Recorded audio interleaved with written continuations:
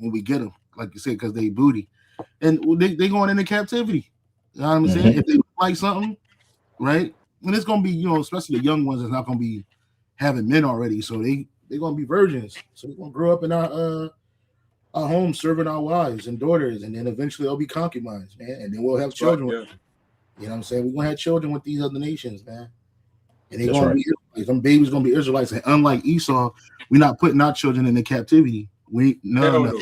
Esau put his kids in captivity. I did a lesson earlier this week, going into that, man, because Esau enslaved a lot of Edomites, man. It's a lot of chocolate covered Edomites running around here amongst our people because they Esau, such a demon, you know what I mean?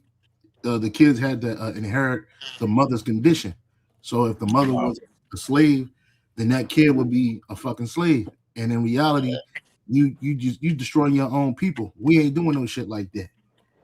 And them kids, the children that we have with the women of the other nations, man, they're gonna be under. It's just like, they're under the rulership of our wives, man. I'll just speak as a man. You know what I'm saying? Like your wife ain't like none of our Israelite wives are gonna look at them children from them concubines any different than the children that came from their own womb. They're gonna know that, hey, I'm an Israelite.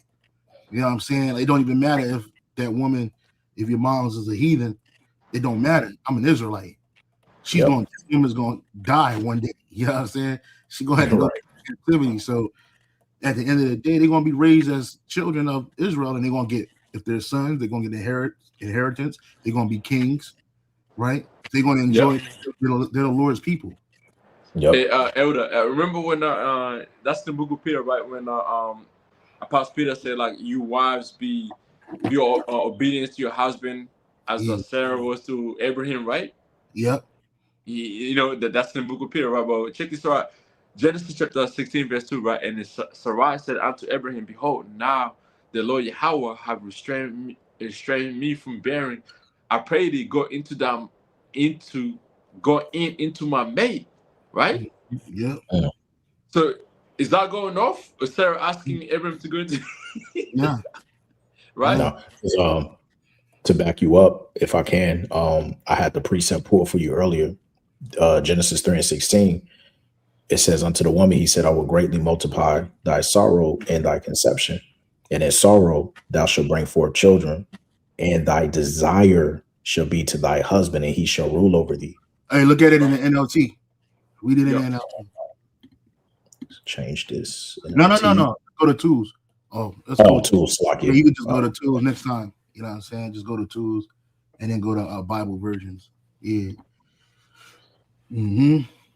NLT, it says, then he said to the woman, I will sharpen the pain of your pregnancy, and in pain you will give birth, and you will desire to control your husband, but he will rule over you. That's right. So these women, they all have a natural desire to control you. And that's why in this society, women control men. How they control men? Well, they get impressionable upon them. Well, there's a great I think it was a Rubel when he was talking about men. I mean, he's talking about the king, the woman, and wine. And then he said the truth. He spoke about the truth and how, like, the woman, she was slapping the king in the face, slapping that shit. Like, if a man did that, he would have took his head off. She was putting his crown on her head. That's the kind of stuff that she was doing. She was sitting in his throne like it was all good. And that's really a disgrace.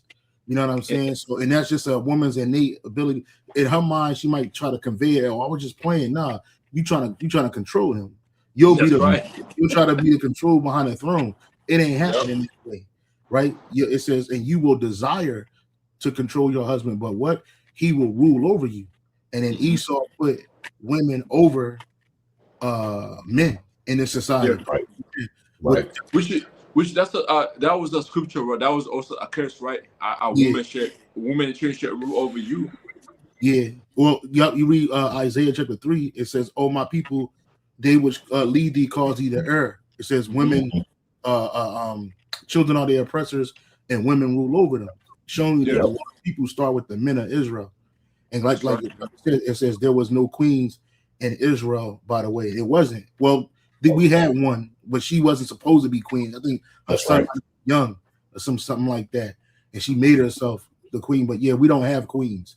We have princesses, right? Because the queen, that's basically she's like the equivalent of a king, and that's what's going to happen. Women ain't equal bullshit. Yeah, women are the servant, but you can get blinded by the servant, and it's happened to our forefathers millennium. Like when we talk about when you go to Genesis chapter, was it? I always get it mixed up. I believe it wasn't Genesis 10, but it's like right before the flood happened. Well, shit. No, I forget what precept is. It says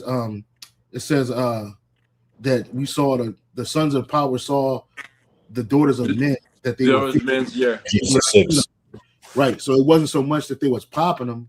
It was that once they start fucking with him, the woman started bringing him idols and all that other shit to him, and he accepted it. Right. Even one of our the prophets, our forefathers, when I always get them mixed up.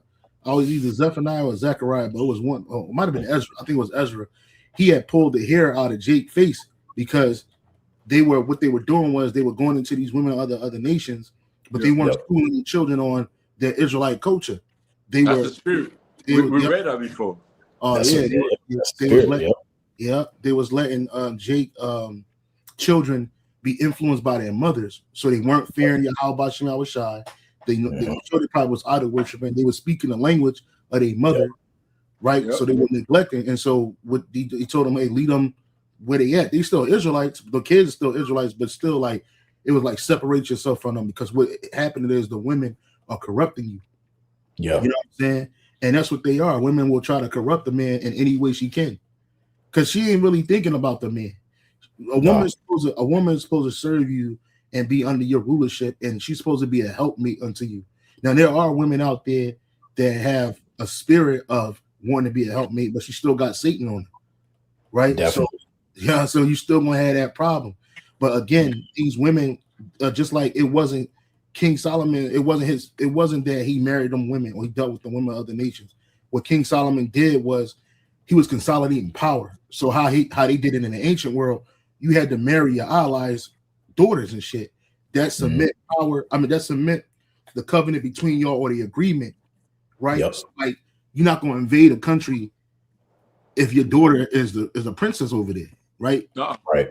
We're not going to do that because my grandkids, you know what I'm saying? I'm like, what's going to happen? So, like, that makes sense. And then it was also too, he was nation building. He was building his empire. So these agreements, again, they stood on marriages, because that's what marriage is. It's an agreement between two families of fathers. You know what I'm saying? And we only gonna marry our daughter, our people, our women, right? When I say marry, I mean have a covenant between. That's right. Like my little one, we part of the elect. You know, me and these brothers, we got daughters and sons, or shit. If I got daughters and they like them, hey brother, go ahead and take my daughter. She's yours. Right? You know what I'm saying? What's that agreement? Yeah, it's an agreement between us, and now that family structure is even more stronger, because I know her. I know his son line. I know where he come from. He know my daughter line. He know where she come from.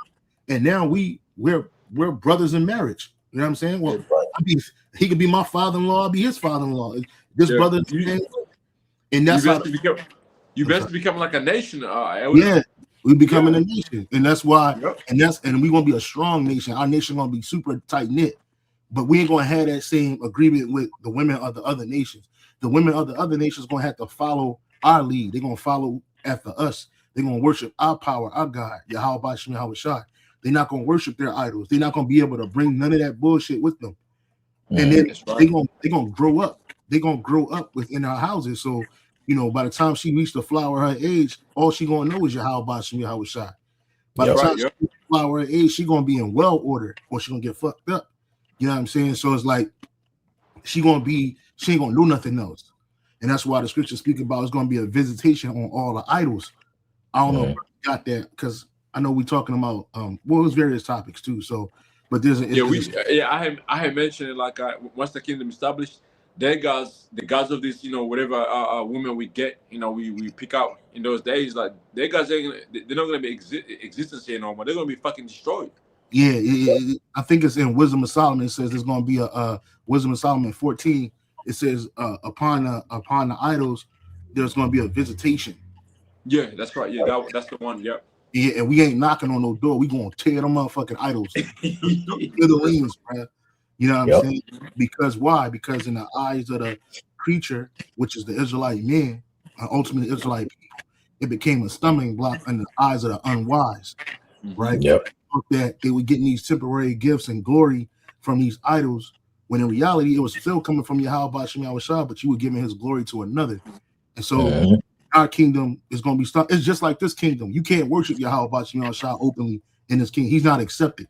Like I think I was listening to a video yesterday. One of the bros was speaking about I think it might have been a brother, might have been an apostle or bishop elders. I watched so many videos, so sometimes they run together. But anyway, in the video he said that I think it was Elder Bishop Ayathun said that in this kingdom they don't recognize Yahweh Shai as a power. So they don't recognize Yahweh or Yahweh Shai as a power. So when you go get 501c3 charter, you can't say that you worshiping Yahweh Shem Yahweh Shai. You got to say Jesus Christ or Allah or Buddha, something like that. And then they'll recognize your 501c3 charter. But if you say you worship Yahweh Shem Yahweh Shai, they're not going to recognize it. You're not going to get no tax, nothing, right? Because they don't recognize our power. So in our kingdom, we're not going to recognize you nations' power. You got it. Yeah. No, you good. But we get another point. I want to go to the book of Ruth just to make a quick point, because he mentioned something about the child. Well, when you go to Ruth, the 4th chapter, I believe, and we're talking about the kinsman redeemer. Remember, Ruth, she was a Moabitess. All right. And during that time, when you read the actual full book, there was a famine, all right, in Bethlehem, Judah. That's the reason why they went to the country of Moab. Right? And the sons who passed away, they took on the daughters of Moab. All right. That proves the fact that Ruth was a Moabitess, because you also have a doctrine out there that talks about that she was an Israelite. No, she was a Moabite. She was an actual heathen. But the point of the matter is this right here. I think it's Ruth chapter 4. And let me just get straight to the point. Let me type it in. Right. Ruth 4 and 13. So Boaz took Ruth, and she was his wife. All right. Now, when it says wife, meaning really she was a concubine, a lesser wife. All right. Because they would have understood the law. And this is where the context comes in, because like the elders always teach us, in order to know the mystery, you got to know the history. You have to know the history of what our forefathers did within that covenant.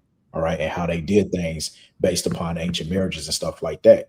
So it goes on to say, and when he went in unto her, Yahweh gave her conception, and she bare a son.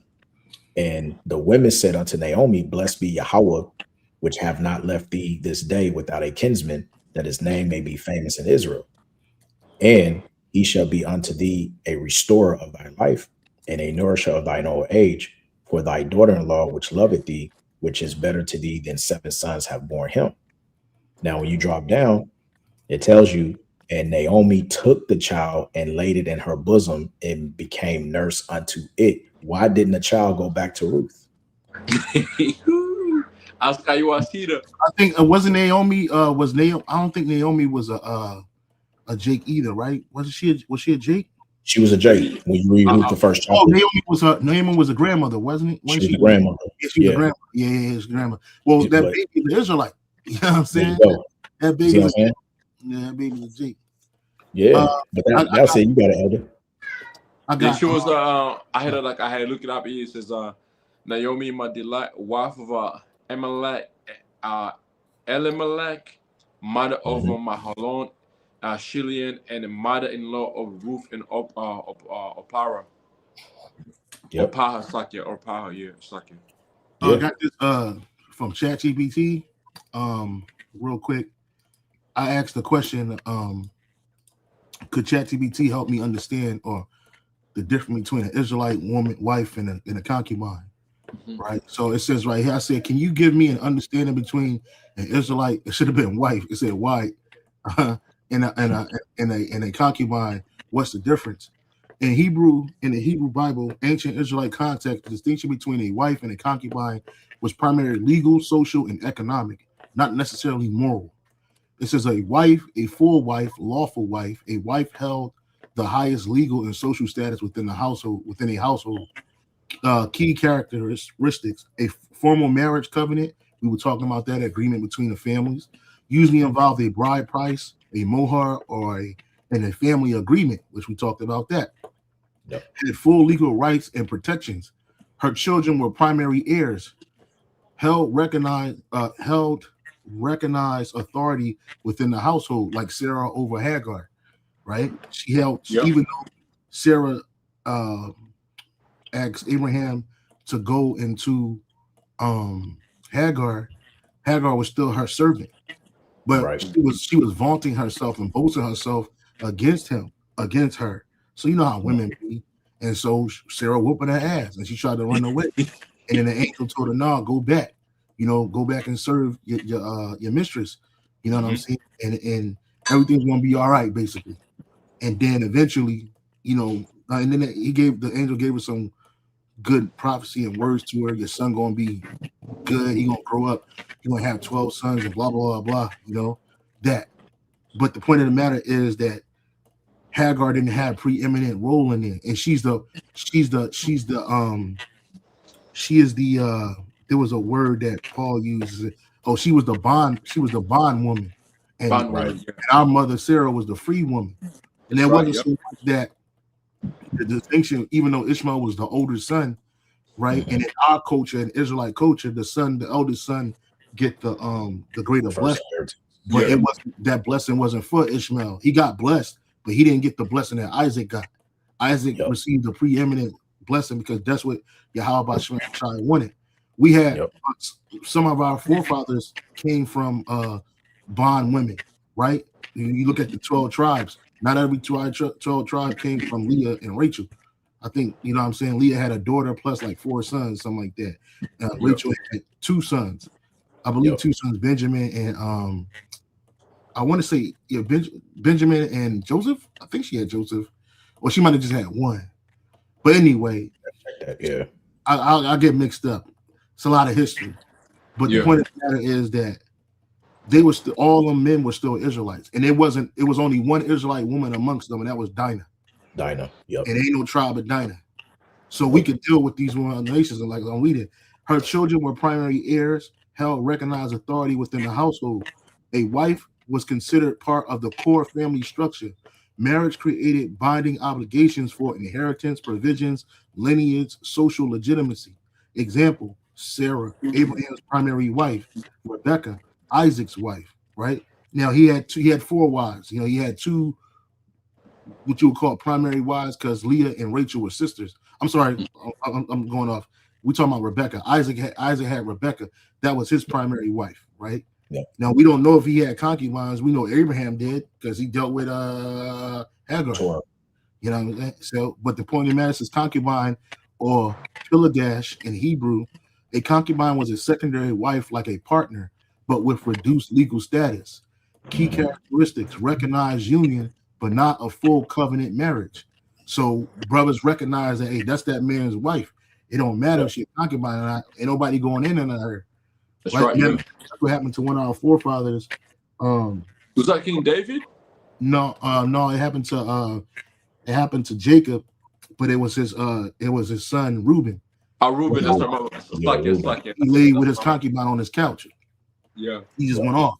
And he was the firstborn. You know what I'm saying? So he didn't even get that firstborn blessing because of that. You know what I'm saying? But that was his father's. He shouldn't have went up in her. So it says a concubine was a secondary wife like a partner, but with reduced legal status. Key characteristics: recognized union, but not a full covenant marriage. So that union between who was her? Ruth and Boaz, it was a recognized union. Why? That's right. Because her Israelite husband had died. And her mother-in-law, Naomi, told her to go back amongst her people, but she didn't want to go back with them. She wanted to stay with Naomi. So they was like, wait a minute, well, your husband died. He didn't have any heirs. So you gotta find one of his family members, and you gotta deal with him and bring an heir, because that's part of our law. If the man died without a son, she has to marry either the brother or somebody close to kin to him and bring forth that seed, because it's his seed.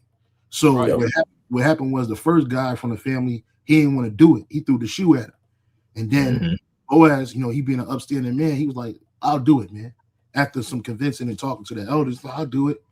You know what I'm saying? And then it was all spiritual anyway, because that's part of Yahweh lineage. It goes back to King David. His father, I think, Obed was born out of that union between Boaz and Ruth.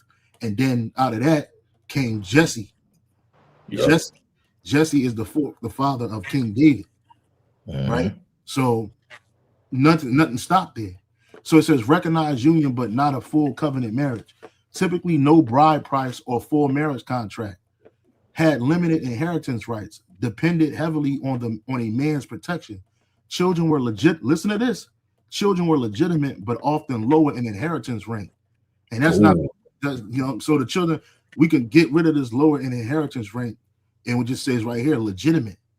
The children were legitimate. They were Israelites. So it says the concubine was not simply a casual partner. She was socially acknowledged, but her status was closer to a dependent partner, a secondary household woman, a wife of a lesser rank. That's all it is, right? She's still respected, though. You deal with her accordingly. You know what I'm saying? You ain't horning her out. You ain't pimping her out. You know what I'm saying? You ain't brothers come over, you ain't like, yo, go ahead and go on my contract. No, nobody's gonna touch that one. That's your wife. That's one of your wives. You know what I'm saying? Like we gonna respect that, right? Yep. But she was dependent on the man, whereas she held no bride price with her. She didn't have any inheritance brought with her, as like with the Israelite woman. Like, you know what I'm saying? So it's like that's the same thing happened with Ruth. You know what I'm saying? She didn't have she held a secondary householdship as a woman, a wife of a lesser rank. Important concubinage was a structured institution in the ancient Near East, not equivalent to modern ideas of mistresses or girlfriends, right? Yep. Says legal status, a wife had the highest and the concubine was secondary. A marriage contract, yes. With a concubine, you don't have no marriage contract because normally she was booty from a war or something. We took their people over and we just took her. We killed the family, all of that. You know what I'm saying? We took her ass. It's a certain way. I'm sorry, you got it, brother. No, that's what I was going to say. Back you up. That's in our law too. What's that? Deuteronomy 21, dealing with domestic relations. So when you will go into war against the other nation, you see a woman that's beautiful and you desire her to wife. That begin that process, and then we had to let her, lament over her mother and father for a full monthly moon cycle. Right? You had to par her nails, shave her head. All right. And then only by then you can go into her to seal the deal. Yeah. And can I say something out here real quick? So Ayahuasca pushes the law, right? So how come they push that law away? You study the laws, the statutes, the commandments, but there's a law on how to deal with other nations' women. If you take them out, once the war breaks out, there's women left over. There's a way to deal with them, but somehow they don't read about that law though. So I guess are we gonna stay here? That law is done away like the Christians do all the time. Oh, it's done away. Okay, it's done away. Is that what we're gonna say now? Yeah, or IUIC, they teach that you can't have multiple wives, right? So these guys talk about the law, the statutes, commandments, and in reality, they're just a westernized Israelite group. That's it. They're a westernized Christian Israelite group. That's all they are, and they got to push that because why? The modern woman don't like competition, so she don't want you to have more than one woman, right? But then the scriptures, our forefathers had more than one woman. I did a lesson on this. I did a recent lesson, but it says that can I get this real quick? I always bring this up. Go ahead. Yeah, you good.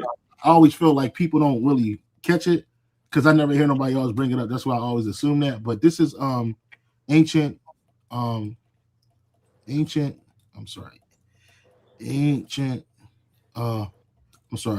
marriage and customs from the Bible Odyssey. And it's a thing. They don't teach you how to be a researcher either, or do your own research over there in IUIC. Zombies, they straight up zombies, man. So they don't. So this is wedding and this is from the BibleOdyssey.com.org actually. Wedding and marriage traditions in ancient Israel. Marriage in ancient Israel involved practices and assumptions different from those of most people living in Western society today. So let's skip down. It says right here, it says the relationship between husbands and wives was not equal in the ancient Near East, including Israel. Baal, one of the Hebrew words for husband, also meant Lord or master. And men had life and death power over women in the case of adultery, which in ancient Israel involved a woman having sex outside of her marriage or a man having sex with another man's wife. Men, though, could have multiple wives and concubines and were allowed to go to prostitutes. Thus, monogamy was a one-way street in this culture. Boom. Right? And that lets you know that the only people walking down the street of monogamy is the woman. And that go for the Israelite woman and the concubine. Right? But these things were open to us, but like in the ancient Near East, it wasn't about a feel-good thing. Like I just want to bust and go crazy with fucking and shit. Nah. Sex is marriage, right? So that's the first thing. So you didn't just go around marrying a whole bunch of women and can't take care of them. Yeah. Right? That include concubines. You can't. How you gonna add concubine when you broke? How you going? And it ain't even just about being broke. It's just that you may not be mentally responsible yet. You may not be, you may not have the status yet. It took a while for a man to build himself up. You didn't just wake up one day and I was just rich. You know what I'm saying? And testimony. What's that, bro? There was a show back then, probably about 10 years ago. It was called Atlanta Wives. I think it was Hollywood Wives, not Hollywood, somewhere, but it was Housewives of Atlanta. No. It was something different because it was Edomite women that were on the show. And long story short, it was a scene where Edomite woman was talking to her friend, and the friend asked the Edomite woman, she said, "How can you allow for your husband to get on his private jet and to fly anywhere he wants to and pretty much stick his Johnson, and anything that's walking, whatever?"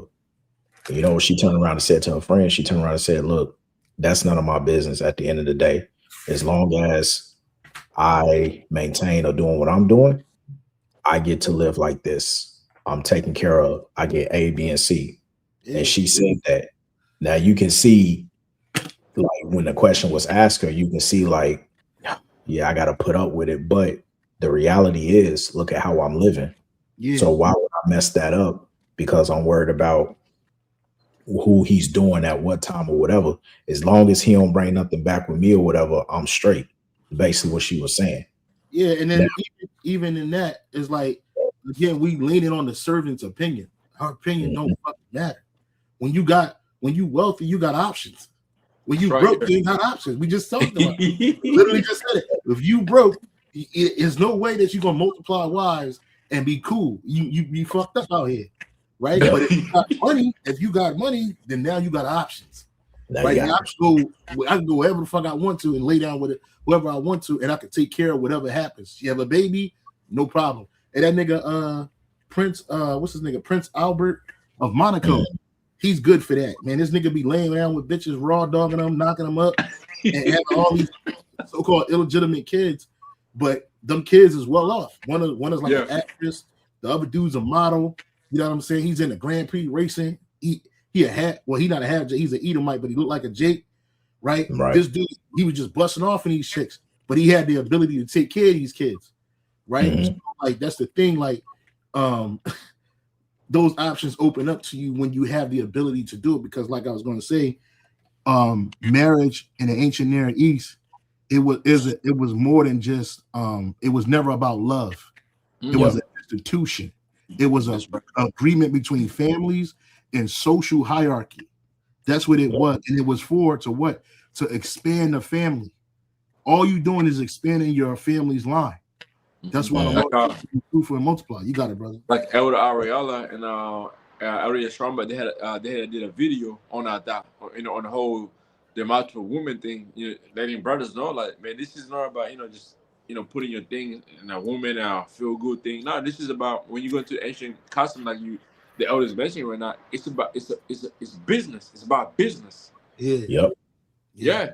Yeah, I mean, We the pressure comes with that, but like it's it's about business, and it's not what people really think it is. Even if some of these women, the way they think is they're wrong on that, man.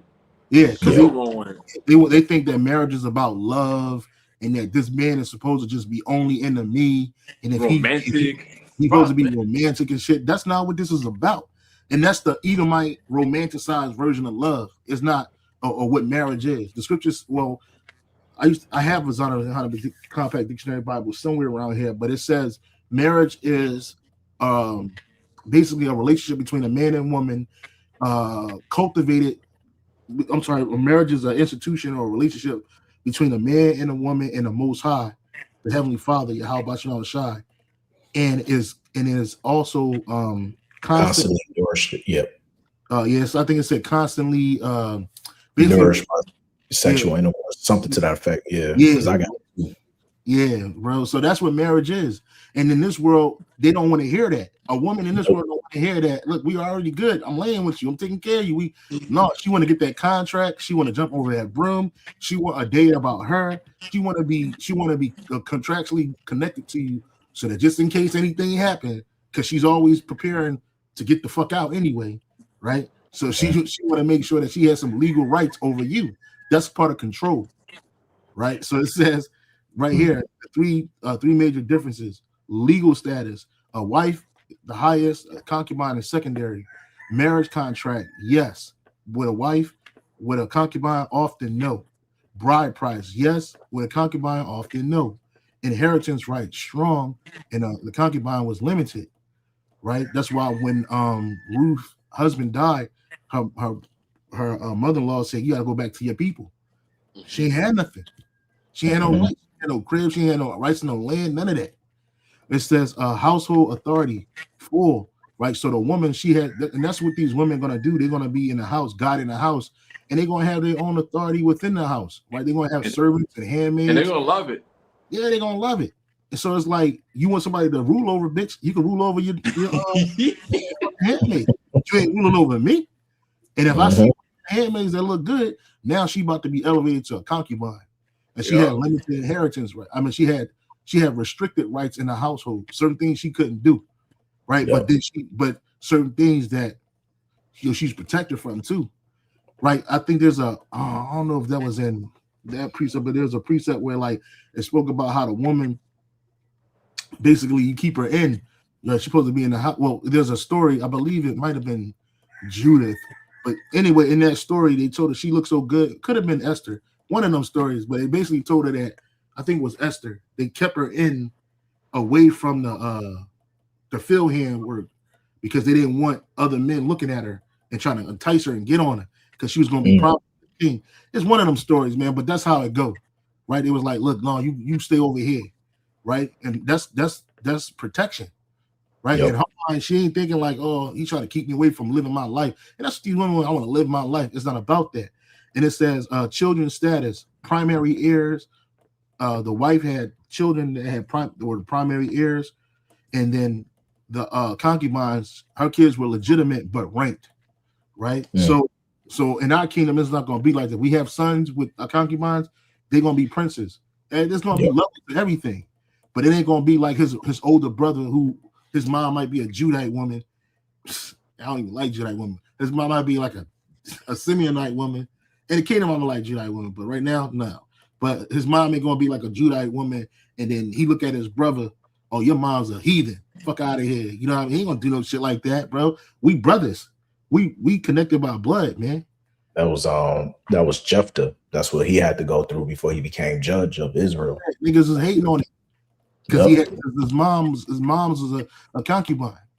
You know how it make life hard for you. So it's why concubines existed. Concubinage often arose due to economic arrangements, war captives, servant relationships. We just talked about that. You see a servant in the house that look good, you gonna knock her down. Fuck, who gonna stop you? Nobody. Nobody gonna say shit. It ain't gonna be a show either. So it's a responsibility, like you said. It's a responsibility. It's not just about the perks. Because it feel good. I want to bust one off. Like no, like it's business, but it's good business. It's good business. Yep.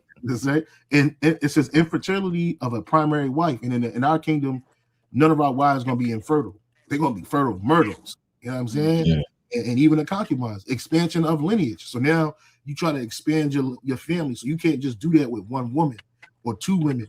You going to need multiple women to do such a thing. It was tied to property, lineage, and survival structures, not modern romance concepts. You see? Ooh, cut. Not modern romance concepts. Children of concubines were generally legitimate, but inheritance priority could differ. Example, Ishmael, Hagar's son versus Isaac, Sarah's son. Conflict often centered on inheritance and covenantal lineage, not legitimacy. Cultural versus modern perspective. Modern Western marriage norms do not map cleanly onto ancient Israelite society.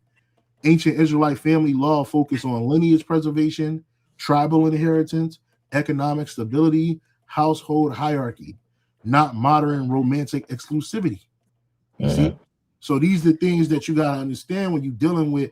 We're going back to the East. There's a precept when you brothers can get it. It says, search out the old ways and seek out the good paths. I think it's Jeremiah chapter 16, verse 6. I could be wrong, but I believe it's 16, verse 6. If it ain't 16, verse 6, then got to be Jeremiah 16 and 6. One of you brothers can read it. I'll pull it up real quick. Yeah, Jeremiah 6 and 16. Yeah, Jeremiah 6. You got it, brother. You can read it. It says, thus saith Yahweh, stand ye in the ways and see, and ask for the old paths, where is the good way, and walk therein, and ye shall find rest for your souls. Right. But they said we will not walk therein. Jake didn't want to. They want to take heed to the word. They didn't want to take heed to the laws. They didn't want to take heed to Yahweh Shem how was shy, bro. And then what happened? They got destroyed in their pride. Right. But the good way is following what the Lord have established, because everything that the Lord established for us is good. That's right. Me and a brother Kahan, through the Spirit of Yahweh Shem Shai, we did a lesson a couple days ago, I believe, and we came across this right here. This is from the this is Isaiah chapter 4, verse 1, because this is gonna happen on this side, but it's from the Message version of the Bible, right? This is called the Message, MSG. You can only get it on a Bible Gateway, but it's called the MSG. And it says this, Isaiah 4 and 1. That will be the day when 7 women will gang up on one man saying, well, we'll take care of ourselves, get our own food and clothes, just give us a child, make us pregnant, so we will have something to live for. Damn. This is how real it's going to be. And remember, the precept says that a woman shall be saved in childbearing if she continue in the faith. You know what I'm saying? That's it. Yeah, 1 Timothy 2 and 15. Yeah, the brother. Can I say something real quick? Not brother. Yeah, those women ain't gonna really be asking a regular, individual on the street. They're gonna be tagging the men of Yahweh Shem Shai. Because remember when you go to the book of Zephaniah, it says the mighty man should cry there badly. So these mighty men of this world is the men who in high places right now. Those niggas gonna be gone. They're gonna be fine. They're gonna be looking for salvation as well. So these women, they're gonna look around and be like, man, shit, I need that. Like, and if I can have a baby with this individual, then I know for sure I'm carrying a seed that can somehow give me a high chance percentage of being delivered. Yeah. Because you don't want it to happen to your seed or your woman. It's my woman now. Like, she under my protection. Nobody's gonna fuck with you. So it's this is Isaiah 3 and 25 to 26. It's the latter verses in chapter 3 in the MSG. It says, your finest fighting men will be killed, your soldiers left dead on a battlefield. The entrance gate to Zion will be clouded with people mourning their dead. A city stooped under the weight of her loss, brought to her knees by her sorrows. Right. And it says that will be the day, and things written for beforehand and written for our learning. These things are going to happen on this side, and that's what they don't like to hear. You talk about this nigga Nate talking about you got to watch out for these Israelite groups, man. They be having orgies. They be forcing women to go steal $10,000 worth of merchandise. Just lying. Just lying. Swapping wives. That's fucking gorilla Hebrew Israelite. That's the gorilla Hebrew Israelite. Fuck out of here. Fuck that. Yeah. So when you That's say women, that's also in Second Esdras, because the previous chapter you read in chapter 3, we know that there's going to be many men that's going to lose their lives in this final world's war. That's also mentioned in I think it's Second Esdras 15, where it talks about the 15. I had it. I got it here if you want me to okay, read it. bring it out. Yep. This is the book of Second Ezra chapter 16 and verse let me see, start from verse 18. I'll start from verse 17. It says, woe is me, who delivered me in those days, the beginning of sorrows and great mournings, the beginning of famine and great death, the beginning of woes and the plowshare stand in fear, the beginning of evils. What shall I do? What shall I do when these things, like when these evils shall come? we're Behold, gonna pray famine. to how about Shema Shai. That's right. Yeah. Yep. So behold, famine and plague, No tribulation, hesitation. and anguish are sent as scourges for a moment. But for all these things, they shall not return. They shall not turn from their wickednesses, nor be always mindful of scourges. It says, behold, victuals shall be so good cheap upon earth, that they should think themselves to be in a good case, and even then shall evils go up on earth, sword, famine, and great confusion. For many of them that dwell upon earth shall perish of famine, and the other that escape the hunger shall the sword destroy, and the dead shall be cast as down, and there shall be no man to comfort them, for the earth shall be wasted, and the sea shall be cast down. Is that the one, Akio? No, it's another one. It There's says another one. she lamenting having no bridegroom. Yeah, that Oh, one. okay. Having no bride. That's good I too. think it's in chapter 15, if I'm not mistaken. I could be wrong. It's Can I read verse 24 real quick? it's verse 33. You got it, brother. And Second Ezra 16:24, it says, "There shall be no man left to till the earth and to sow it." Yeah. And real quick, I'm gonna just pull it up in the G&T, see what it say as well. Second Address 16:24.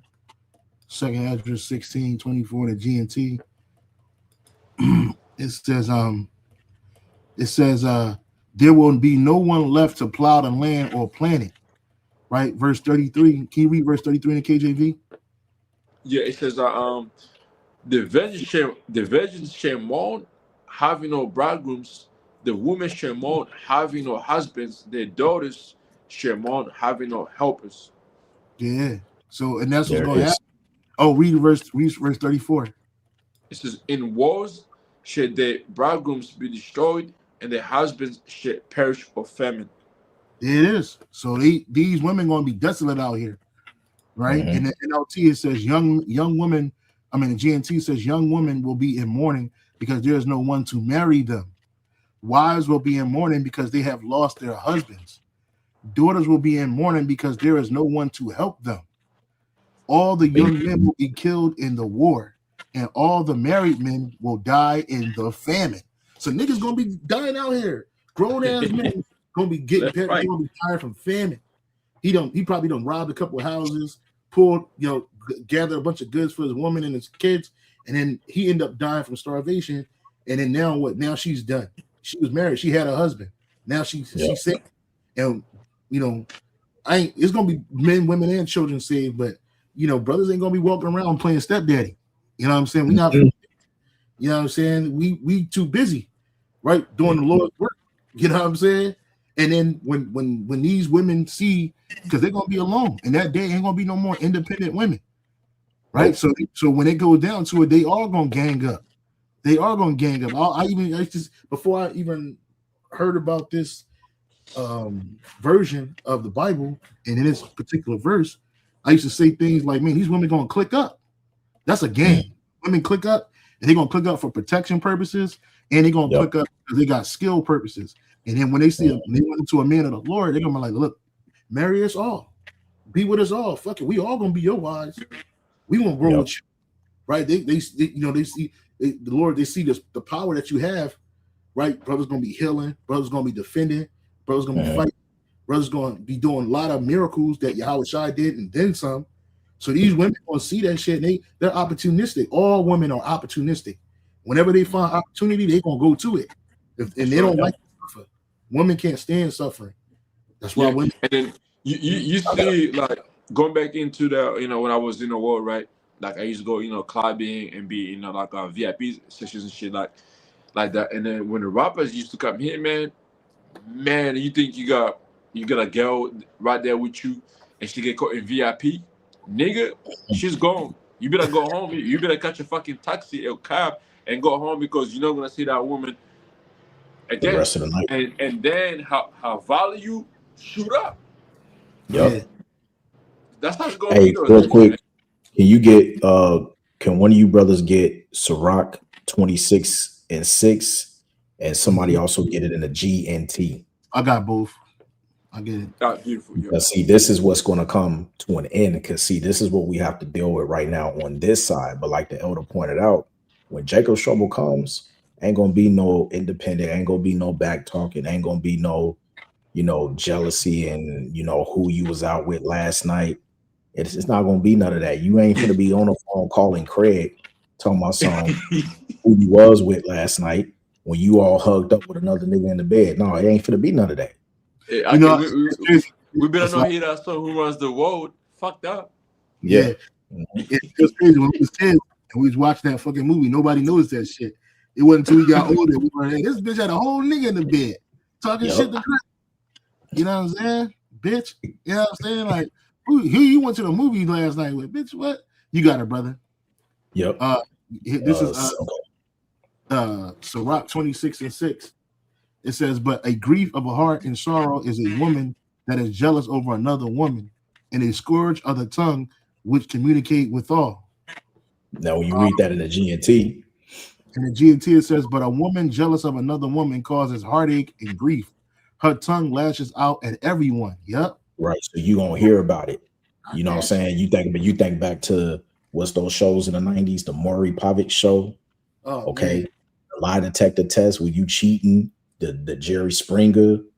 Okay, all of them shows, man. Listen, that's why Zaquan did a beautiful lesson a week ago when you touched on that issue with Bishop Nate, all right, and had a woman said in the video about, she was with a Hebrew Israelite and he believed in multiple wives and stuff like that. You know what I'm saying? See, on this side, who did that? Yeah, you did the video. Yeah. Oh, the old girl that was locked up. After he's talking about, I was like, oh, you did a video, right? Check that out, man. And basically, long story short, see, when you look up the word Occidental, right? The word Occidental literally means the ways of the West. Okay, so you got a lot of Occidental Israelites, meaning they're in this truth, but with a Western mind state, and that's the majority of our women. Oh, that's they're a Occidental, right? Go ahead. Yep, you got it. Well, it's a French word, so it just I look for the definition, but it's a French word that means Western. That's all. Occidental. There you go. It's a French word. Yeah. Right. So basically, as the elder read that precept in the GNT, we experienced that today. This is why the beloved elder Apostle Kabar always says, don't worry about, the women on this side, because you ain't gonna be able to keep them off you when that time comes, man. See, right now, we in the stage of, look, though it may be lawful, it's not expedient, meaning it's not profitable right now. You see what I'm saying?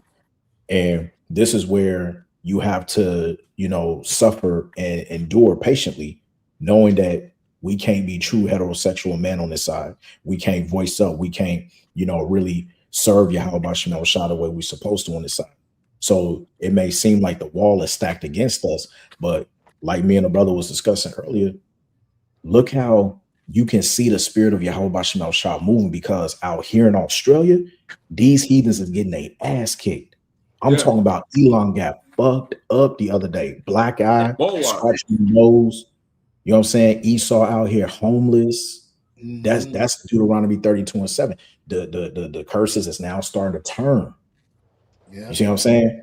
Here it is. I just bought a whole new dining set and everything. I'm sitting up here tripping like, hold on, man. Where's my chastisement? I'm looking at the other heathen nations around me like they getting fucked up, but am I in good standards? Like everything is just copacetic around me. That's the spirit of Yahweh Shem Shah working in my favor. Yeah, we're seeing. Yeah, the Lord way when a man way pleases the Most High, he make it even enemy be at peace with him. When it is. these nations, it's about the time. And right now, it's time to lock in. That's right. That term in the world, lock in. We're locked in, bro. Right? We really ain't got no time. Even if I wanted to have time to like spend with my women like that, I ain't really got it. Because I'm working, doing the work, and every so often I might go out and do a little job here and there. But I'm focused on the truth. I'm doing videos. You know how many times my woman hang up on me? She called me in the middle of me doing a lesson. I'm like, yo, I'm doing a lesson. And she hang up. Oh, I'm sorry, yo. She want to talk about nothing. But the point of the matter is that we locked in right now. So all that shit in the world, it really don't matter. It's gonna come. And even niggas with money tell you that. Hey, worry about locking in, man. Women gonna come, and they will. Women smell two things from a 20-yard distance, man. A 20-mile distance: money and power. Any man with power or money, she can smell it. Like the nigga from off of Paid in Full. I can smell a nigga with money. He be like, I'm broke, baby. You know what I'm saying?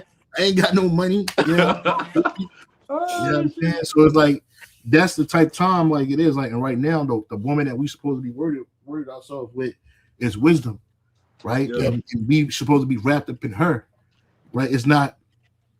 I'm gonna bring this out real quick. The elder from North Carolina, Elder Hawaii, posted. He posted Matthew chapter 6 verse 33. But seek ye first the kingdom of the Most High and His righteousness, and all these things shall be added unto you. So you think Yahweh Shema Shai don't know what you want? And the reason why Jake want a bunch of women and all the other things that come with it is because really is a part of escapism, right? You live in scarcity, you're living in survival mode, right? You living without, you're destitute of certain things in life, and you want these things. The flesh want these things. But I can tell you from my own personal experience, bro, you can fuck all week. It's draining. It's not something that's going like it don't add to you. Really, you taking away your life force and giving it to a woman. Yeah, and that should take away your fucking strength, man. Yeah, take away your strength, bro. You're not fully focused no more. Like it's like, what the fuck is going on here? Yeah, and then you think like, oh, I'm in heaven now. I got my women. We good now here, man. We ain't need to leave here. We gonna find a better house than this. Like, no, brother. Like, you thinking like that. You know what I mean? And then like even when Isaiah 4:1 happens, right? Look at these women. These women, they're gonna be they're gonna be humble. They're not gonna be prideful, right? They're gonna be in a humility state that is so low that you're gonna be like, damn, I ain't never witnessed something like this before. And then you start seeing the power of Yahweh Shema Shai fall upon you and on you and around you, and seeing your mind, how you thinking, why you so poised, why you so sure, right? All this faith that you had is gonna rub off on her, and Lord willing, if she part of the elect, she gonna be saved. So these women are willing to be saved, and it ain't just gonna be no 40-year-old woman who done got smashed and dashed. It's gonna be young girls, brother. You're gonna be 12, 13, 14-year-old girls rolling with you, man. You know what I'm saying? It ain't gonna be get real quick. Psalms 37:4. That's another one to add to your point. Yeah, Psalms what? Psalms 37:4. Okay. Because Elder, you gotta realize like these are old women, right? In this society, like most of them, they're gonna take them out to the beast. The ones who are gonna have the strength and to speak up and against the government is the young ones, because they're keeping up with what's going on with the exposure of Esau, his whole system. They're the ones keeping up. The scriptures is the old bottle. You can't turn the old bottle. That goes for men and women, man. You can't turn an old woman and be like, oh, hey, the mark of the beast is the mark of you. She's gonna look at you like, nigga, what the fuck you talking about? But the young ones, they actually got that type of little bit of understanding that Esau is controlling, is controlling the whole world. He's trying to do this, and he's trying to cheat people. They come into the understanding. But a 40, 50 years old woman, they're gone through. Forget about it. The scripture says you can't put new wine into old bottles. Now, that's not saying that it's not older women that believe, because you do got elect women out there. You got elect women out there that's gonna be up there in age, and they're gonna be brothers' wives.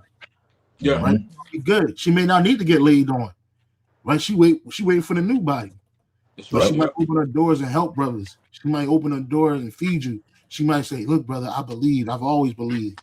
And the Lord put the spirit on me and said that this was going to happen, and look, it actually happened. Call all your I was shot, and she ain't gonna have no husband. Like, I ain't got no husband. My husband died years ago. Like, all right, sister. Well, hey, man, you with me now? That's right. Yeah. Lord willing, to be the Lord's will. Hey, you with me now? But this is Psalms 37:4. Delight thyself also in Yahweh Bashem Shai, and he shall give thee the desires of thine heart. Yeah. You know, so like that's the thing. Like, don't ever think that the Lord don't know what you want. He created us, brother. You know, and there's so much more to life than just plowing women, bro, and even getting women knocked up. You know what I'm saying? It's like, it's just so much more.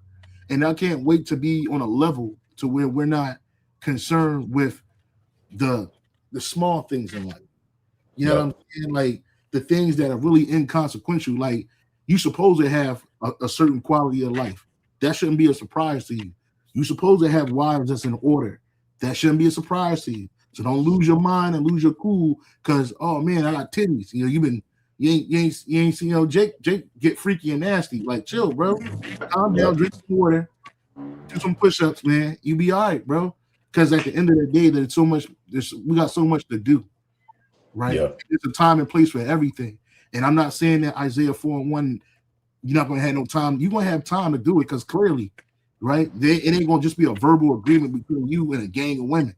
Like, no, you're gonna have to deal with them separately, right? And it ain't gonna be like it's a long line outside your bedroom door and you just plow them because you take your time, bro. You can take your time. Right.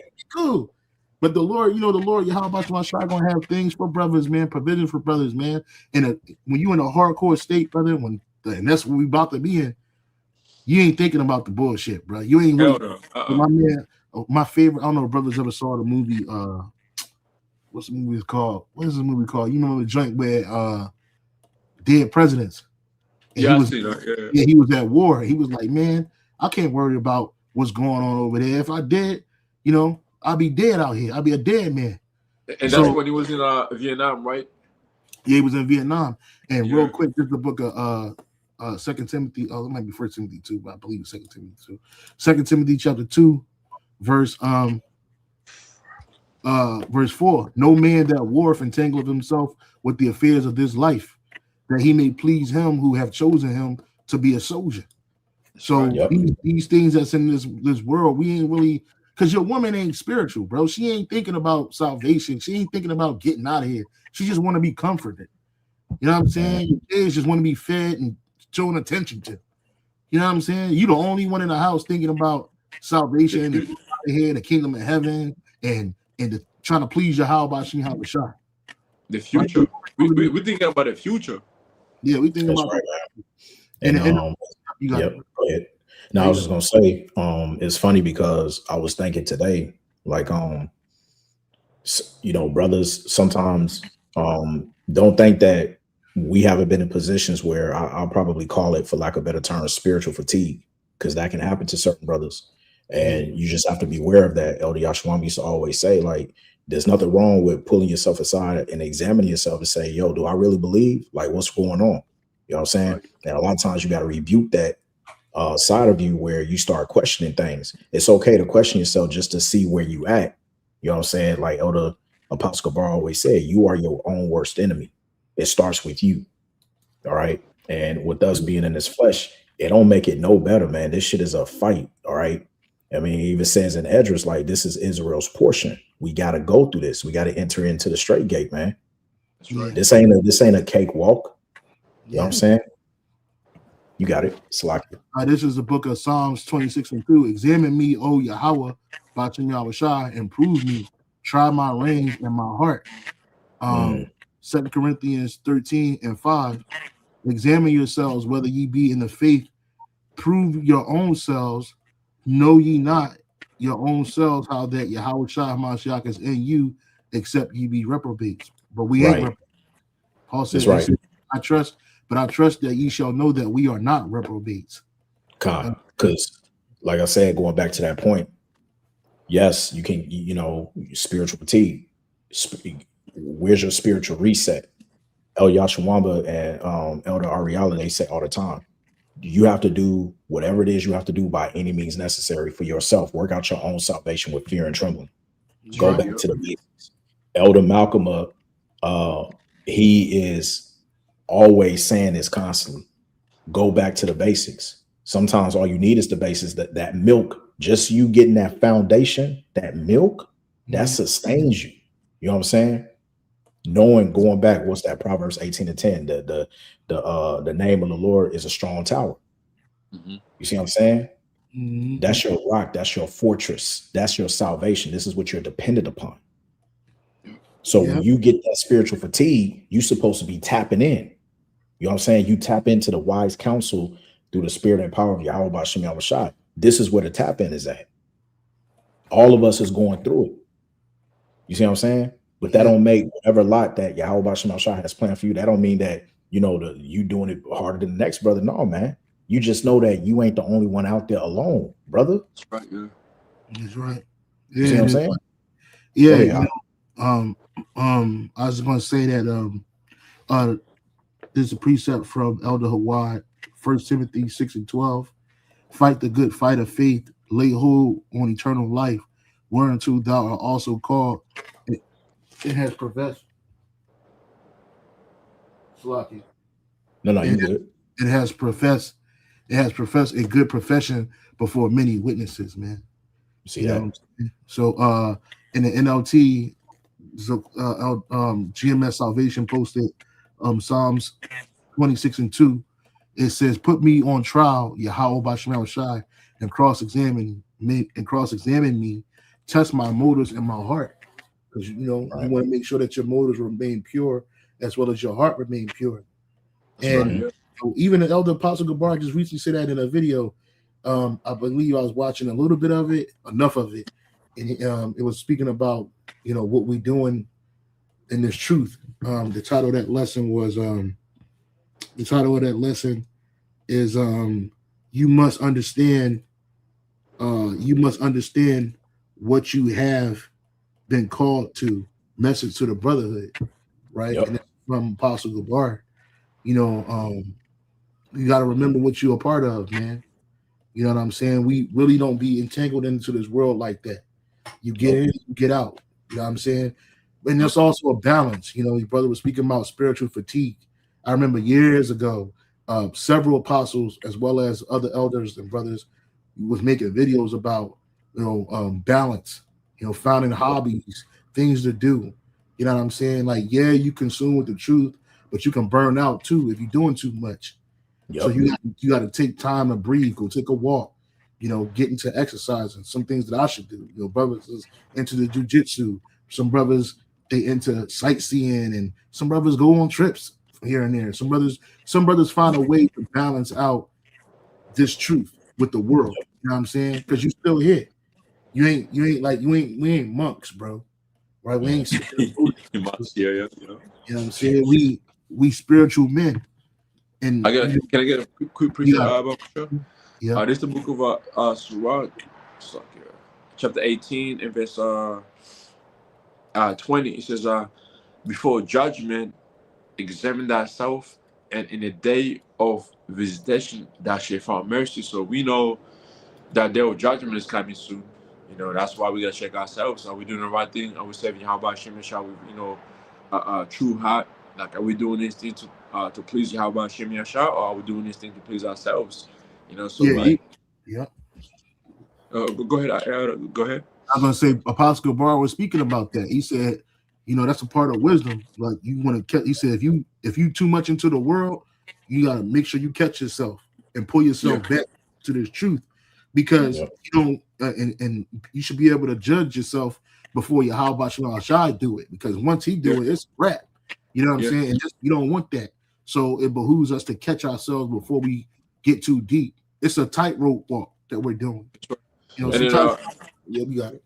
It's like to cut you off. Even the scripture says, if you're a spiritual man, there's no man here that can judge you. But basically, if you're spiritual, you judge all things. So if you have that spirit mindset, that spirit mindset to judge all things, you should be able to judge yourself. If you part of the, not saying like if you can do that, you're probably elected. But I'm saying, like, if you have the understanding and the knowledge of the Bible, you should be able to put yourself aside and be like, you know what? Let me examine myself. Let me judge myself real quick. See if I'm doing, you know, what am I supposed to be doing? Because that's what the scripture says. Spiritual man is going to judge what all things. So it starts by yourself. Yep. Every time Yahushua spoke, you know, he himself was right there. He put himself in the first place. Yep. If I It can wasn't add like, to that, oh, I'm just gonna be like, you know, be over all these, you know, individuals. Nah, man. It's you know, we put ourselves first, and you know, the pastor said the same thing. Like, you know, when they do lessons, you know, we speaking to ourselves first. yep. You know, that's my point, Sanky. No, I was going to say that's what makes it even more, you know, fearful and being in this truth, because I remember there's a precept in Job. I think it's Job 34 or 36 where he told Job, gird up thy loins and Show yourself as man or show something. yourself as a man, for I will require Yeah. of thee. Right? Like when you read that precept and the way that he like demanded from Job, that was scary, man. You know what I'm saying? So you got to look at yourself like, damn, okay, what am I doing? What can I do to really make sure that I'm on the right path to make sure I'm doing? And I'm not saying that to tell any brother, don't go overboard and bug yourself out overthinking. You know what I'm saying? But just keep it simple, you know, always revert back to the basics, you know, analyze yourself. What is it that you can do better? What is it that you may have that's a weakness, a flaw, whatever that you need to really nip in the bud and try to find some sort of mediocre so that that's not going to hinder you in your process of enduring unto salvation. You know what I'm saying? Elder Malcolm, he used to always say, whatever bad habit you brothers have now, you want to nip that shit in the bud before Jacob's trouble, because that can potentially hinder you doing Jacob's trouble. Mm-hmm. You know what I'm saying? So you don't want to be hindered, you know, when shit hits the fan because you was piss farting around during your grace period and you ain't nipped the shit in the bud. You didn't really get yourself right on that. You got it. That was 1 Kings 2:2, but I know it's one in Job too. It says, Let's see if I can find it. it says, gird thy loins. Yeah, I think it's, hold on, let me see. Job 30. So, Job 38:3. Okay, that's what it was. 38. Job 38:3. It's like sometimes it kind of get a little 38:3. It says, Yep, that's the one. Yeah, so this is Job chapter 38, verse 3. Gird up now thy loins like a man, for I will demand of thee and answer thou me. See that? In the AMP, Whew. it says, brace yourself like a man, because I have some questions for you and you must answer them. In the AMP now, gird up your loins like a man, and I will ask you, and I will ask you, and you instruct me. Right. Oh, And then this is because sometimes I get that mixed up too. You know, we say show thyself a man, and that was King David speaking to Solomon on right before he died. This is King David speaking to King Solomon, 1 Kings 2:1 and 2. Now the days of David drew nigh that he should die, and he charged Solomon and his son, saying, I go the way of all the earth. Be thou strong, therefore, and show thyself a man. Right? You know, you ain't supposed to be weak in that mindset.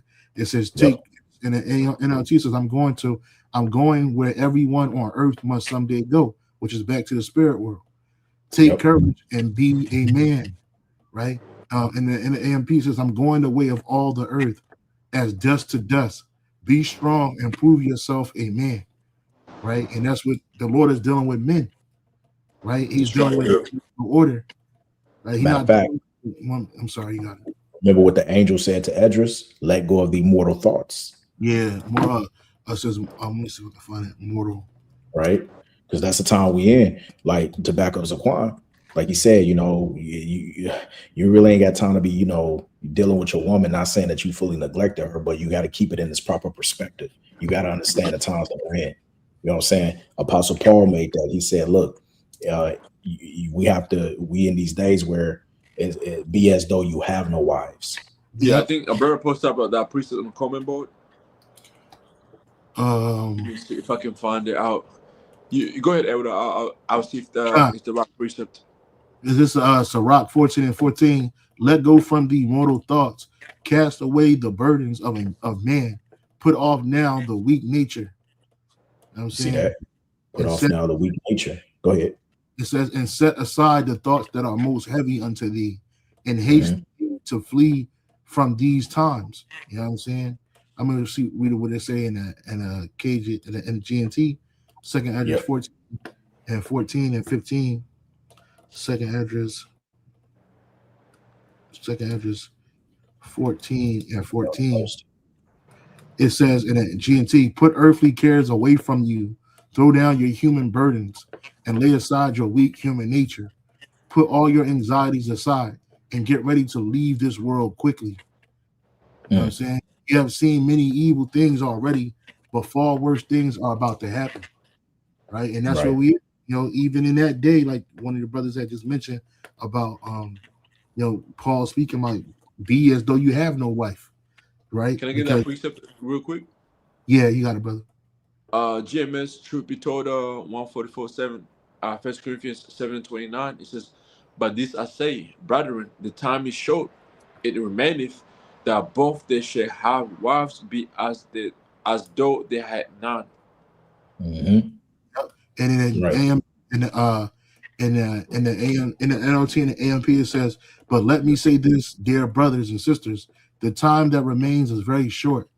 So from now on, those with wives should not focus only on their marriage. Simple. Right? And the AMP it says, but I say this, believers, the time has been shortened so that from now on, even those who have wives should be as though they did not. Right? Because when you're worried about your marriage, you got to focus on this woman. She want to do all this other shit. Again, she ain't spiritual. So all she want to do is shit that's pleasing to her. And we need to talk, we need to work on the marriage, I want to do this, I want to do that. They want to threaten to leave and then they want to stay. Listen, bitch, I got no time for that. I'm doing this right now. I'm doing this right now. Like, let me focus because this is what I believe in and this is what's happening. Now, there's a time and place to deal with you, but just ain't it right here. You know what I'm saying? And that's it. Focus on the things that are at hand.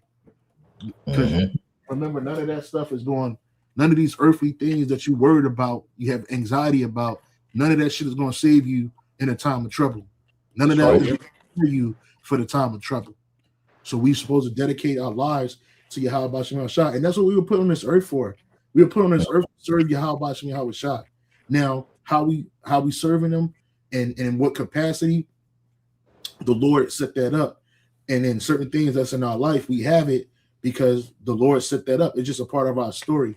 It's not the crux of our story, right? You got wives, you got children, you got family members and shit, but your focus, the reason why you were created was to do the work. Yahweh Shai said, if you don't hate your father, your mother, or your sister, your brother, your woman, your wife, or your children, you can't serve me. That's right. Right? Yahweh Shai takes precedence in everything, right? Over the other stuff. Now we are responsible for those people and those things that we have, and we ought to duly take note of those things. But this is our primary job. Yahweh Shai had brothers and sisters. He had a father and a mother, physical father and a mother, which is Joseph and Mary. And he had brothers. He had a whole bunch of brothers and sisters. But he wasn't like, yo, man, only two of his brothers was in the truth. And it was James and Jude. I believe James and Jude. I believe in James and Jude. And then remember how Shah checked their mother. Yeah. When they were seeking for him, he said, man, I'm here from my father's business, and this is when he was 12 years old, when he first was coming up. He checked them right there. And that's from there. One of the things I pick up from there is second Ezra chapter 16 verse 40, like Yahweh Shai became a pilgrim from that age, man. He was ready, like, to be here and there. Like, he wasn't here to, please his parents, stopping him to, serve Yahweh. It's like Yahweh. No.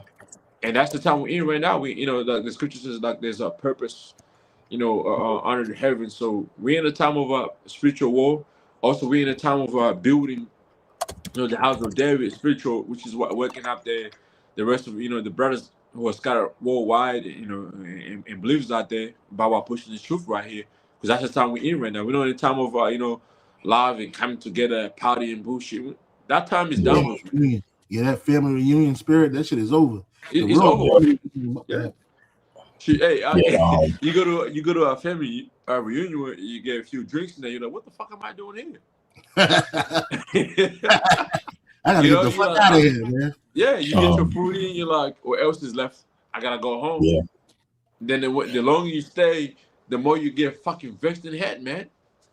Yeah. Yeah, because you're seeing all of the wickedness. Yeah, and the whole fucking vain thoughts. I'm like, man, and that because remember, Akim, the scripture says, "Wherewithal shall a young man cleanse his way by taking heed to the word." When you take heed to the word, you're starting to cleanse. You're working on the inner man as well at the same time. When you get around other family members and stuff that are still a part in the world, to elaborate on the brother's point, you start to get vexed in the spirit. You see what I'm saying? I mean, I believe as that's pretty much 7. Go ahead, you got it. I got a precept real quick. This is it says change relationships. Matthew chapter 12, verse 46. While he yet talked to the people, behold, his mother and his brethren stood without, desiring to speak with him. Then one said unto him, behold, thy mother and thy brethren stand without, desiring to speak with thee. But he answered and said unto him that told him, who is my mother, or who are my brethren? He stretched forth his hand and toward his disciples and said, behold, my mother and my brethren. For whosoever shall do the will of my Father which is in heaven, the same is my brother and sister and mother. That's a cool cut. You got family members that ain't doing the will of Yahweh Bashim Shah. So these people, they just a portal that you came through. Doesn't mean you disrespect them and fuck them up and hate them. No, but you have to separate yourself from these people because, like you said, they're gonna be roughly paraphrase what you said about the family reunion. They're gonna be bringing your spirit down, bro, and they ain't going nowhere. They're just stagnant. And what do you really want with me? You know what I'm saying? I'm doing my work. I'm doing the work right now. What is? And then obviously, I always extrapolate that maybe they was worried about him or something, and they were, they didn't want they didn't want nothing to happen to him, so he's gonna try to talk him off a ledge or something. You know how Jake. You know what I'm saying? I'm gonna see what it says in the MSG version, Matthew 12, right? In the MSG version, I'm trying to see. I'm gonna start using that, man. MSG. Yeah, it says in charge of everything.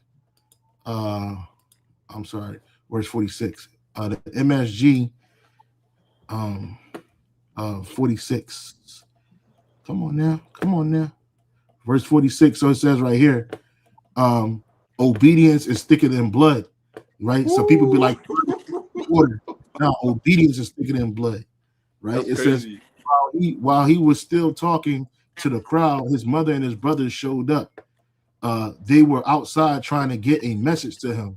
Someone told Yahushua, your mother and brothers are out here wanting to speak with you.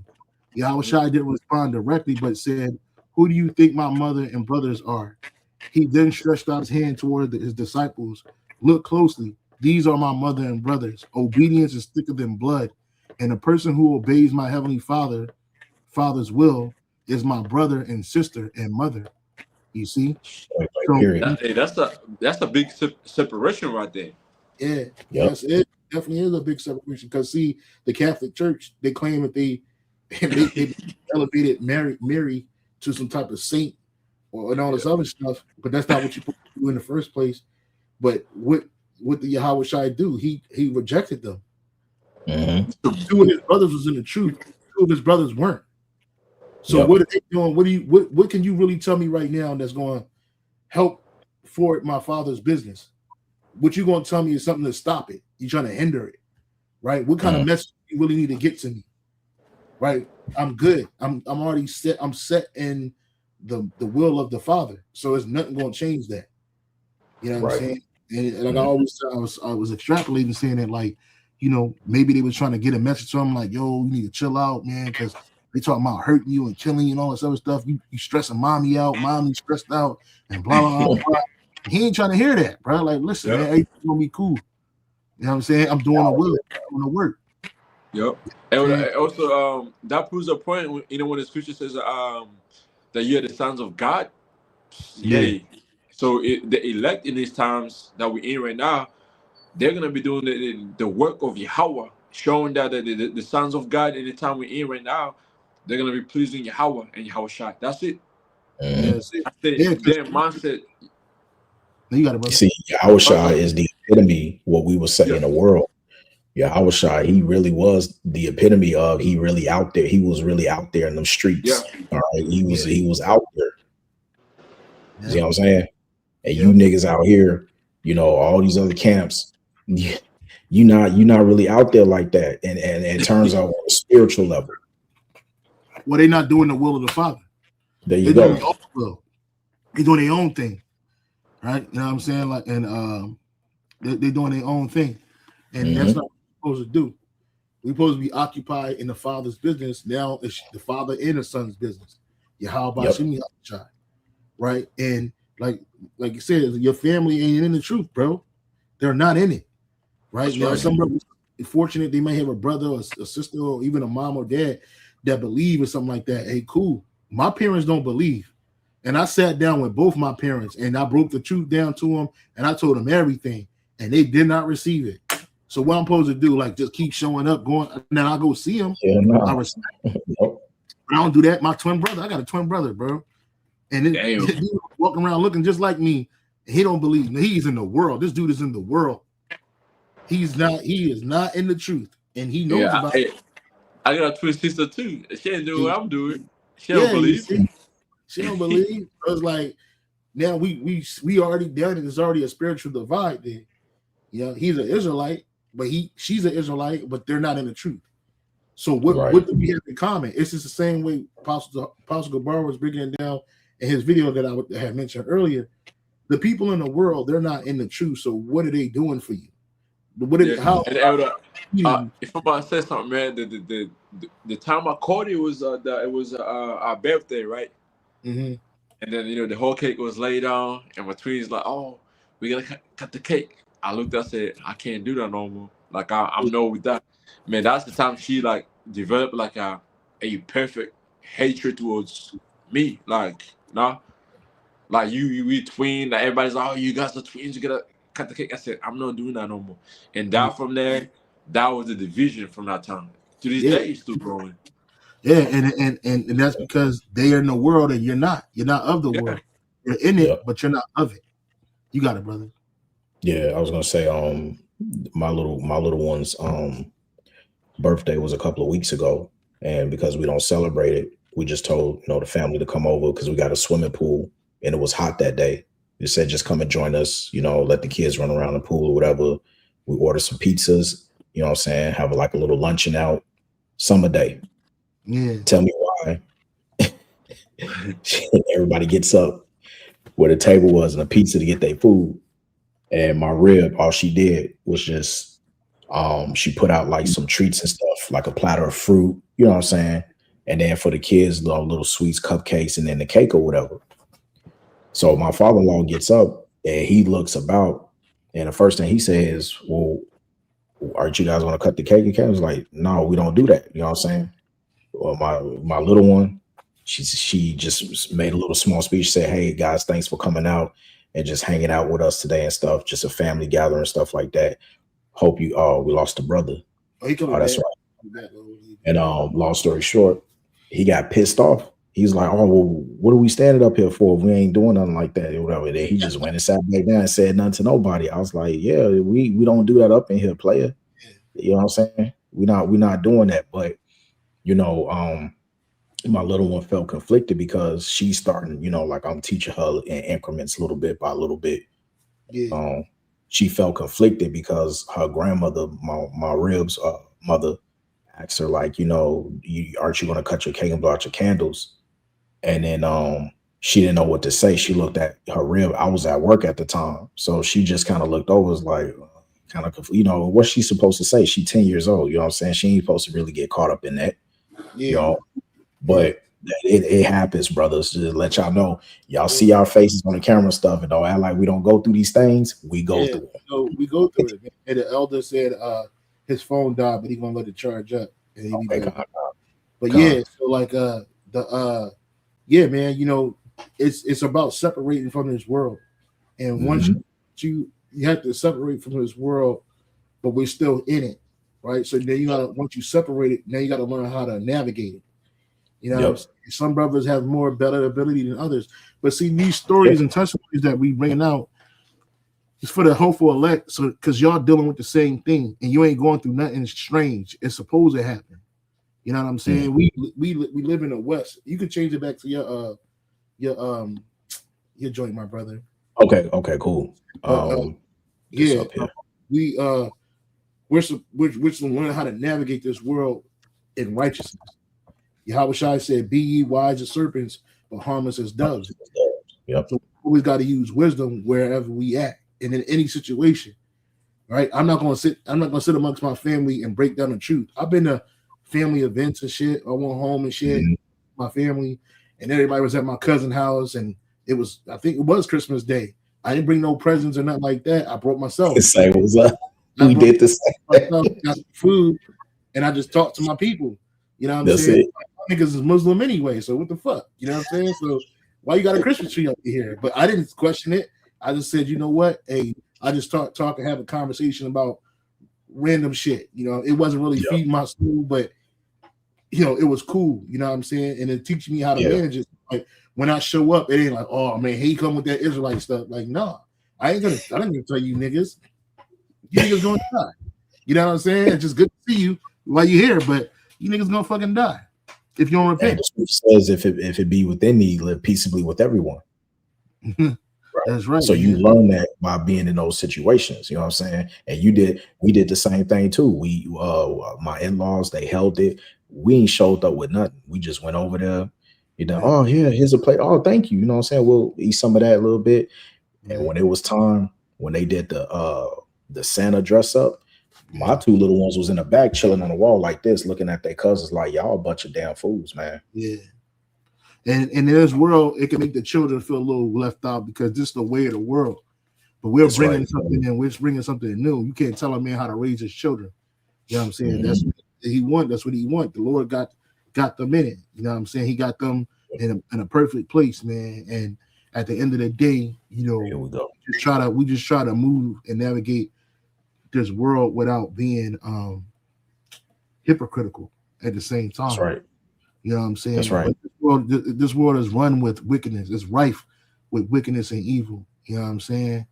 So that's something you gotta be mindful of too. You gotta preach. Yep. I'll start at the top here. 1 Peter 4:1. For as much then as Hamashiach has suffered for us in the flesh, arm yourselves likewise with the same mind. For he that hath suffered in the flesh hath ceased from sin, that he no longer shall live the rest of his time in the flesh to the lusts of men, but to the will of the Most High. Right. So that's go ahead. You got it. No, I would say so. We're not living. Let me see that in the NLT. And okay. Just go to tools. Yeah. It says in NLT, you won't spend the rest of your lives chasing your own desires, but you will be anxious to do the will of the Most High. And that's what we're doing. You know what I'm saying? How many we had the desires to do certain stuff. We ain't chasing that shit no more. We trying to chase the will of Yahweh Shem Shai. We trying to do what pleases Yahweh Shem Shai. Yep. It goes on to say, verse 3, for the time past of our life may suffice us to have wrought the will of the Gentiles when we walked in lasciviousness, lust, excess of wine, revelings, banquetings, and abominable idolatries. Yeah, right? It says verse 4, which is the point. Idolatries. Oh no, can you read it? Yep, NLT. Yeah, verse 3. Oh, verse 3. Yep, verse 3 NLT. You sorry, we can hear some feedback from your phone. Hold on. Yeah, kind of. It says in the NLT, You have had enough of the past. Listen to this. You have had enough in the past of the evil things that godless people enjoy.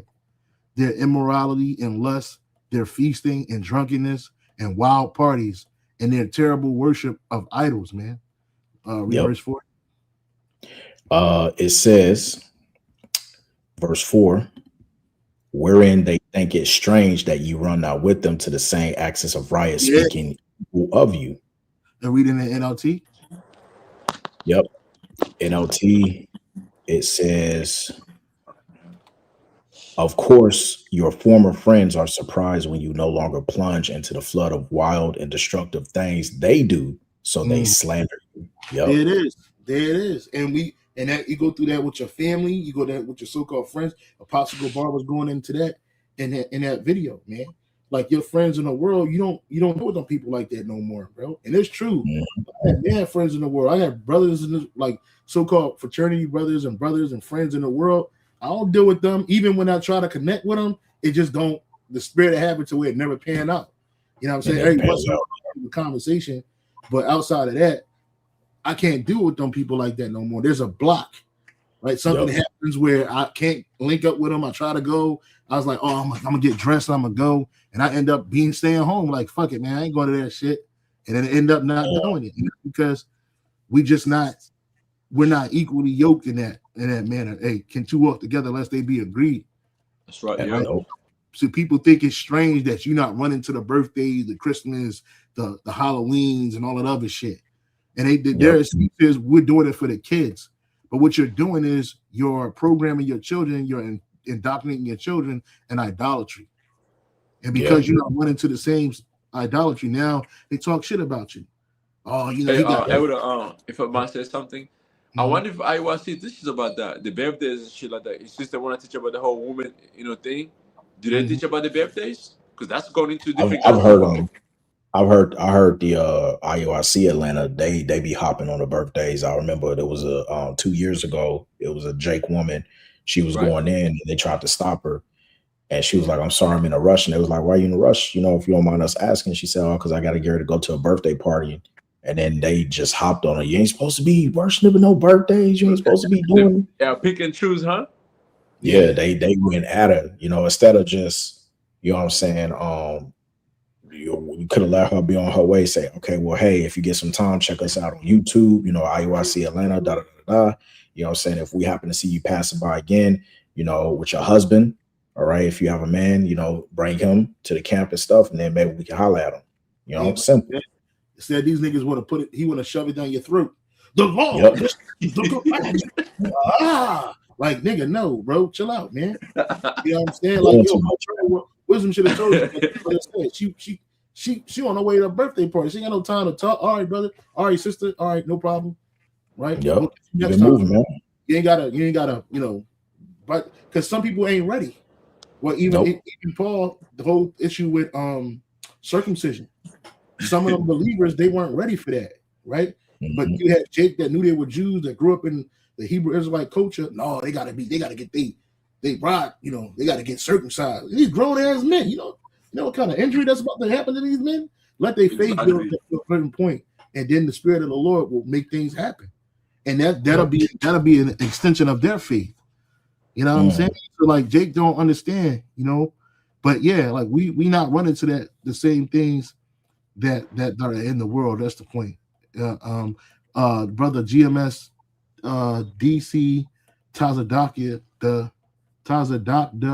Yara 144, man, brother got long names.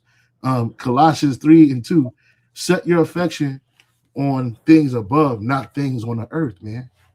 Yep. Right? It says, for ye are dead. And Apostle Gabar was saying that too.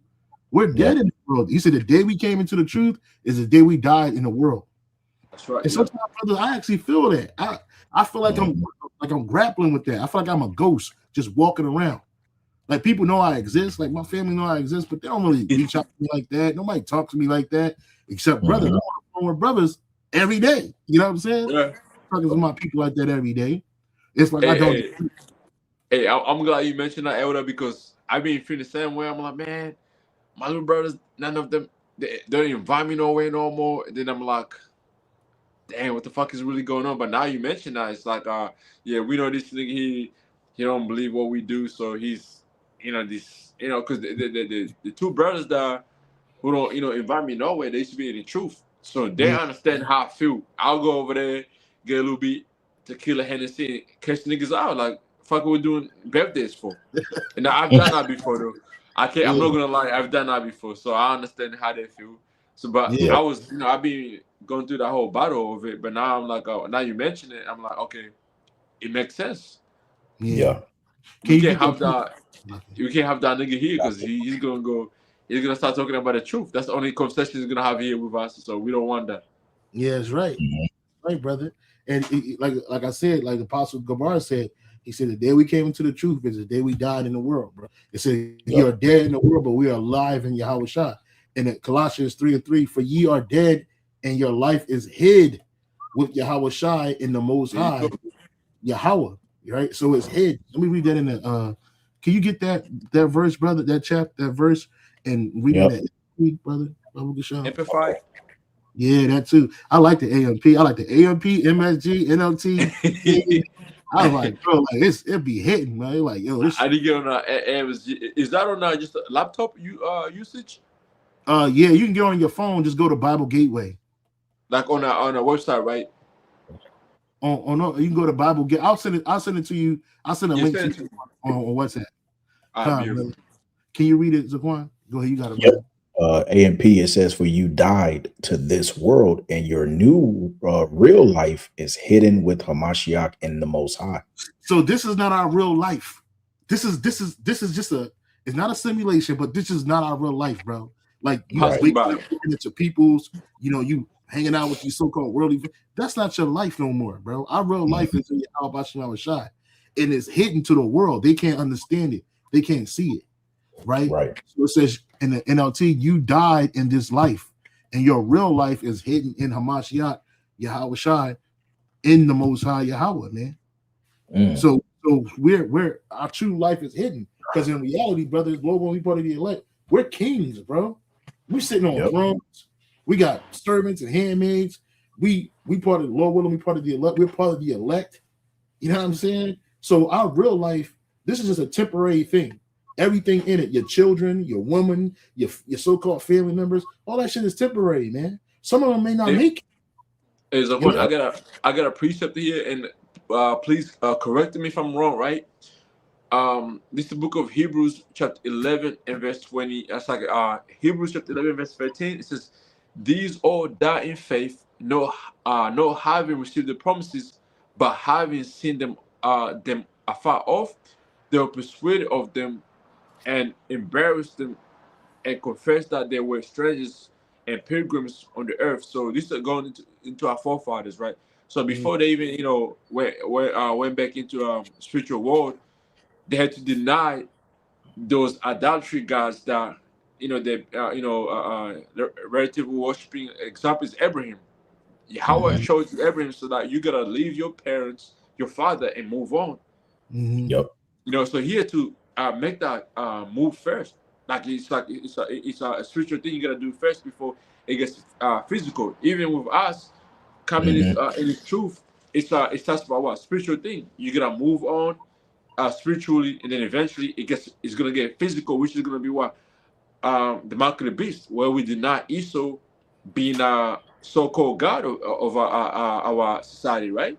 Yep. Right. So Yeah. our Because forefathers did. I believe that they had to go through that whole spiritual mindset as we go through right now, to where like they had to deny everything that was happening in those days, but they moved by faith, because Yep. Hebrews 11 is going to what faith, right? And Things we have not seen before. we're moved by faith. Yeah. Everything faith is a gift, and this gift was given to our forefathers, and this that's gift right. of faith allowed them to look into the future and and focus on the future. You even said that earlier, Elder Yashar. You was like, "Yo, we worried about the future. We're not worried Yep. about the here and now. This ain't Luther Vandross. We worried about the future. You That's know what I'm right. saying? Yeah. The things that are coming to pass. That's where our life is at. We're living in the future. We just existing in the present because we have a job to do. That's Right? right. It Yeah. says right here in the AMP, all these die in faith, guided and sustained by it, So we're guided too by faith in Yahweh Shal Shai without receiving the tangible fulfillment of the Most High's promises. Because these things didn't happen back then, but they're back today. Right? Some of they're back, a lot of them are back today. So it says promises only having seen, anticipated them, and having welcomed them from a distance, and having acknowledged that they were strangers and exiles on the earth.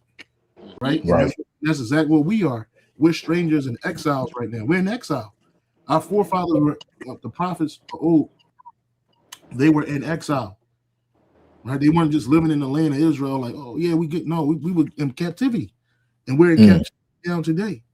That's right. And I think that was it might have been used Quanda. I had put up that precept on it was Elder Apostle Kaba, Elder Apostle Ramla, and Elder Yeshawamba, and the I think the bishops were there too. And you put up they were mentioning about what happened during the time of Noah, how people were mocking him. Well, if I'm just speaking as if you really transform that into our time, we like Noah right now. Yeah. Eventually, we're gonna be, I'm not gonna say we like Noah because we haven't, unto the end and be saved and get into the ark. But eventually, what's gonna happen once the truth is shut off the YouTube, we can't longer be on the highway and byways, and shit is getting harder. Like we were mentioning before, like how women and all these people gonna be going crazy. You're trying to find the men of Yahweh Shem Yashai. In those days, everybody who mocked and made fun of the prophets in the days to come, they're gonna have to be knocking on them doors. But this time it's like they're gonna be trying to find the men of Yahweh Shem Yashai first. So they can be in safety. Oh, I found the man. I found this man. I found even men. You're gonna have niggas looking for the men of Yahweh Shem Yashai.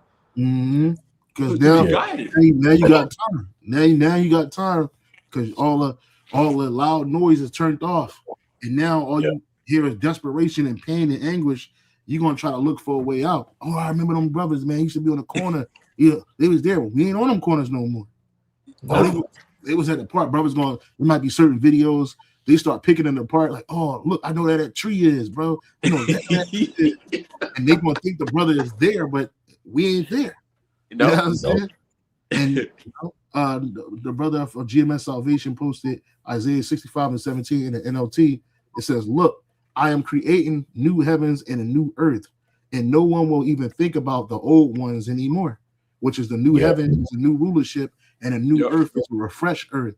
You're not going to think about nothing in this world when the new world is established, because there is going to be a new world order, right? Yep. I remember Elder Yashawama said something, and I'm trying to find that video. I think it's like now over 2 years old. But the way he explained it, it was just going into we were a family in the heavens first before we came down here on the planet Earth. Yeah. So with us coming down here on the planet Earth, he said you got to keep it in its proper perspective. We got a job to do. We're trying to get back to our first estate. Now, Yahweh Shem Shai has put in certain brothers' lots to have a family, to have a wife, to have a children.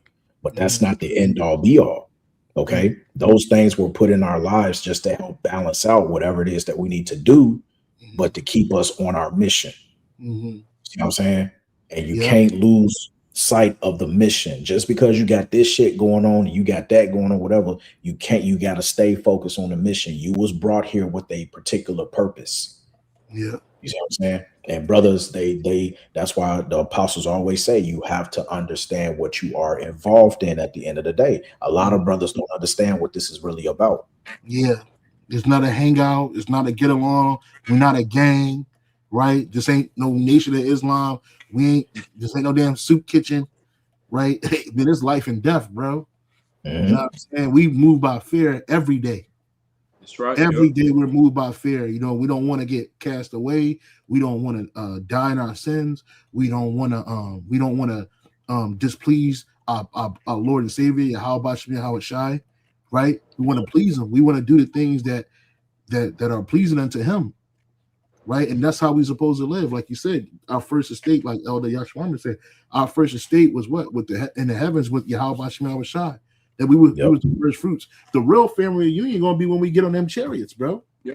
Yes, Then we We family. That's gonna be a family reunion to remember, because we're Yep. family.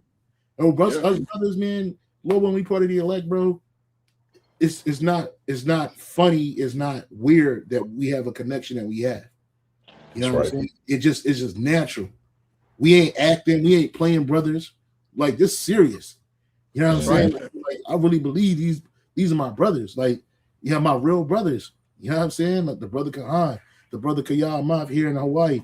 We a real family over here, bro. Right. All the brothers around the world, we have a connection. And you know, some brothers are closer to others, and some brothers may get on other brothers' nerves a little bit more. So, like, if I get on any brother's nerves, you know what I'm saying? The matter is, it's the normal shit, though. You know? Yeah, it's normal shit. You know what I'm saying? Like, some brothers, you know what I'm saying? We get took out that spirit, but we're family, and that's the thing. Our true family is this. Now, Yahweh Shah may have mercy on them women that are poor. Some of your wives might have been women that helped you in the past.